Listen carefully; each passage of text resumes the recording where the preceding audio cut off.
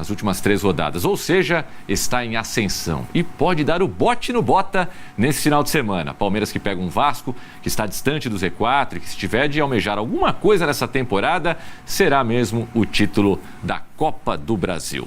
Mas o Vasco é um time que tá jogando direitinho, Tomás. Dentro das limitações dele, eu acho o Vasco um time perigoso para você enfrentar nesse momento da temporada. O Flamengo que o diga. Na semana passada o Flamengo jogou melhor do que o Vasco, não ganhou o jogo. Mereceu ganhar, mas não ganhou o jogo.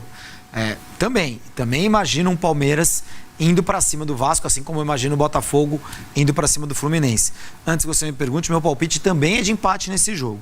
Eu acho que o Vasco tá longe de ser hoje uma molezinha. E o Vasco não jogou na semana inteira, assim como o Palmeiras. Também vai ter a semana inteira que vem livre. Então, ninguém precisa poupar ninguém. Os times, quando tem semanas inteiras assim, eles entram com gás, né? Fisicamente eles estão mais inteiros, entram com muita velocidade, com muita intensidade. Acho que prevejo um jogo de protagonismo do Palmeiras, o Vasco se defendendo, tentando contra-atacar, e o Estevão vai fazer muita falta pro Palmeiras. Em cima dessa sua última afirmação, o Abel Ferreira tem algumas opções, Júlio. Pode colocar muitas, o Rony, pode colocar o Lázaro. Há quem diga até que ele pode improvisar o Rafael Veiga ali pelo esquerdo, deu uma sumida, lado esquerdo. Deu uma sumida e dizem que não vai permanecer no Palmeiras no ano que vem, não. Curioso, porque ele, em algum momento ele ganhou espaço com o Abel. Exato. Bom, chegaram alguns caras também. O Maurício vai jogar, a gente sabe. O Felipe Anderson talvez possa jogar pelo lado que ele gosta mais, que seja ali o lado direito do campo. Imagino que seja isso. Né? E aí você entra com alguém do outro lado, né? Do lado esquerdo. Rony, Lázaro... Não, vai entrar o Veiga.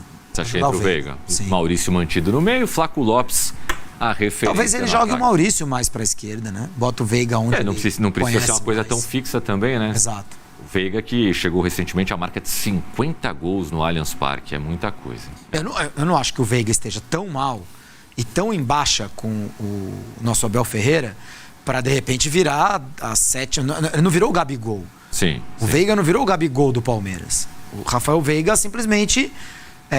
quando a gente volta da data FIFA, o Abel tem o tempo de treino, ele está observando todo mundo, ele entendeu que o meio de campo com Aníbal, Rios, Maurício seria a melhor formação para dar suporte a um ataque que me parece bem consolidado ali, com o Lázaro, com o Estevão, o Flaco e o Felipe Anderson, ainda que o Felipe Anderson não tenha desabrochado, digamos assim, desde essa chegada ao Palmeiras. Sai um deles, eu acho que qualquer um dos 4 ali, Maurício, Estevão, né? Entra o Veiga, pô. Acho eu. Sim. No palpite. Vamos ver. A gente viu a informação sobre o efeito suspensivo obtido pelo Palmeiras para o Zé Rafael ficar à disposição. Ele fica no banco de reservas, o Júlio já citou. Aí a dupla do Palmeiras, a dupla de volantes, dupla internacional, Aníbal Moreno e Richard Rios, hoje são titulares do Palmeiras. O Rios deu uma subida de nível depois da volta da Copa América. Sem dúvida. Ele é bom jogador. E a gente está vendo que o Matheus Carvalho e o Esforça disputam uma vaga no meio-campo. O Verratti, claro, é o principal nome desse time do Vasco da Gama. Felipe Coutinho à parte, o nome mais midiático, que fez gol contra o Flamengo. Será que o Felipe Coutinho já não pode ter mais minutos? Pode ser, né? Pode ser. Jogou contra o Flamengo. Descansou uma semana. De repente a gente vê o Felipe Coutinho desde o começo, por que não? Tá certo. Bom, seu palpite é de empate, então? Meu palpite de empate. Olha essa informação que é importante aqui na tela, ó. 6 jogos sem perder o Vasco. Caramba. E sem contar que no meio disso teve uma classificação histórica na Copa do Brasil para cima do Atlético Paranaense, segurando as pontas lá na Arena da Baixada com um jogador a menos. O Ryan, que inclusive apareceu aqui na nossa tarde também, que pode ser titular. Não há comparação, né? O nível ao contrário de Botafogo e Fluminense, que você olha os dois times nome a nome e fala, opa, se a gente fizesse um cara a cara, que nem a gente fazia antigamente, aqui de repente estaria um 6-5, 7-4, sei lá. No Vasco e Palmeiras, o Palmeiras é bastante superior ao Vasco. Quem no Vasco é melhor do que no Palmeiras? Talvez o Verratti do que o Flaco Lopes? Com certeza. Né? Mas nada contra mais? O Flaco Lopes, mas o Verratti é mais jogador. Mas quem mais? Difícil, hein? A fase do Léo Jardim não é muito inferior à do Everton, mas eu votaria no Everton. Eu também. Entre os goleiros. Eu também. Os zagueiros do Palmeiras. Marcos Rocha não teve uma fase espetacular, mas eu também não votaria nem no Pumita, nem no... Possivelmente seria um 10-1. Possivelmente seria um 10-1. Então, existe uma superioridade técnica do Palmeiras contra o Vasco. Mas o Vasco ele tem uma resiliência, uma vontade em campo. E, olha, não descarta o Vasco brigar por vaga em coisas aí. A gente pode ter um G9. A gente já teve isso no passado. Exato. Um último destaque, Vanderlan deve ser o substituto de Caio Paulista na lateral esquerda. E o Piquerez, que agora dizem pode até voltar nessa temporada. É uma boa notícia, mas, claro, por enquanto, segue de fora. O Vasco mostrando uma resiliência, né, na temporada, um momento legal. Nono colocado, já olhando o G6. E o Palmeiras a 3 pontos do líder Botafogo. Então, é um encontro que merece público e merece atenção. Agora, o Estevão é o desfalque, né, Zupac? Baita desfalque. Qual o tamanho dessa ausência? Grande, bem grande. Assim, aparentemente já foi maior. E isso não diz nada sobre o Estevão, mas diz sobre o time do Palmeiras. Antes dessa arrancada, antes da eliminação do Palmeiras na Libertadores, por exemplo, na época de Copa do Brasil, confrontos com o Flamengo, etc. e tal, o Palmeiras perdeu o Estevão, né? O Estevão se machucou no confronto contra o Botafogo pelo Campeonato Brasileiro. Ele teve uma lesão muscular ali. E naquele momento, o Palmeiras perdeu um menino de 17 anos e o Palmeiras se desestruturou ofensivamente sem o Estevão. Naquele momento, a gente percebeu o impacto que o Estevão já tem na equipe do Palmeiras. O time enfraqueceu, o time piorou. Agora, a diferença é que agora o Palmeiras vive um momento de crescimento.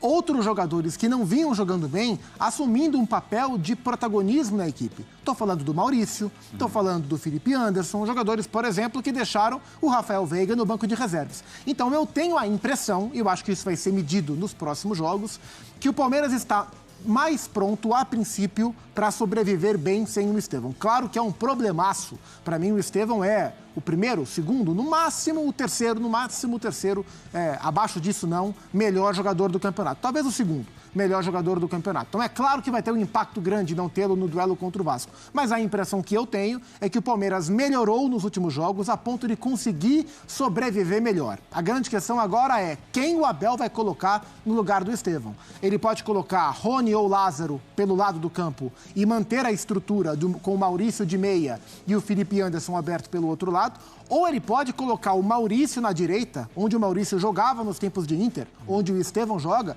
e devolver o Rafael Veiga, que não vem num bom momento, mas devolver o Rafael Veiga ao meio-campo do Palmeiras. Eu, em teoria, prefiro esta segunda formação. Não sei se o Abel vai nessa ou se o Abel vai colocar o Rony, especialmente, para deixar o Maurício de meia. Fato é que o Palmeiras vem numa arrancada no campeonato, vem bem, recuperou bem da porrada da eliminação para o Botafogo da Conmebol Libertadores e está tentando, de fato, grudar na briga pelo título. O jogo não vai ser fácil, o Vasco é um bom time, como falamos. Pena que o jogo será do Mané Garrincha. Era melhor para o Vasco e para o espetáculo que o jogo fosse em São Januário. E o Vasco do Pirata Verrete... Perigosíssimo. Como faz gol, né? E o Coutinho, ganhando aquela confiança, voltando depois de um período difícil, marcou contra o Flamengo um empate com sabor de vitória total. Pela maneira que o Vasco joga, pelo estilo competitivo, o espírito competitivo que esse time tem, eu não consigo enxergar hoje Payet e Coutinho jogando juntos. Como o Coutinho está voltando de lesão, o Payet é o titular. Então, assim, 2 pontas, Payet e Verratti. David de um lado, o Ryan deve ganhar chance no jogo contra o Palmeiras, o que faz sentido pensando num caráter mais competitivo do time do Vasco mesmo. E é o que você falou sobre o Verratti. Ele é impiedoso. É o Piton acertar um cruzamento e ele achar uma cabeçada que a chance de gol do Vasco cresce bastante. Bom, outro